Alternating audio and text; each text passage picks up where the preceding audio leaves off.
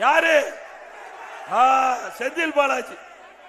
அவரு 10 ரூபாய்க்கு மதிப்பு கொடுத்துட்டார். 10 ரூபாய் யாரு பொருட்படுத்தாம இருந்தாங்க? 10 ரூபாய்னா யார் பேர் வரும்? செந்தில் பாலாஜி பேர். தமிழ்நாட்டில் 6000 மதுக்கடை இருக்குது. 6000 மதுக்கடையிலையும் 1.5 கோடி பாட்டில் ஒரு நாளைக்கு விற்குது.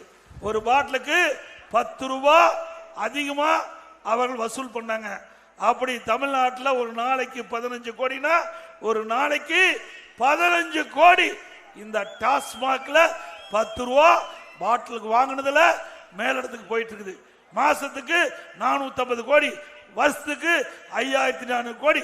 இந்த 4 வருஷத்துல சுமார் 22,000 கோடி கொள்ளை எடுத்த அரசாங்கம் திமுக அரசாங்கம். உண்மைதானே?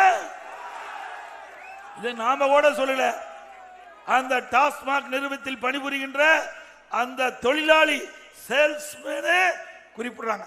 ஒருத்தர் பாட்டில் வாங்க போறாரு, அவர்கிட்ட 10 ரூபா அதிகமா கொடுன்னு கேட்கும் போது அந்த ஊழியர் சொல்றாரு, ஏங்க இப்படி வாங்குறேன்னு அந்த பாட்டில் வாங்குறவர் கேட்கிறாரு. மேலிடத்துக்கு கொடுக்க வேணும், வேற வழி இல்ல, நீங்க கொடுத்தாவன்னு அதுல இருக்கிற சேல்ஸ்மேன் சொல்றார். அப்படின்னா ஊழல் நடந்தது உண்மைதானே? நீங்க சொல்லுங்க, மக்கள் தான் நீதிபதி.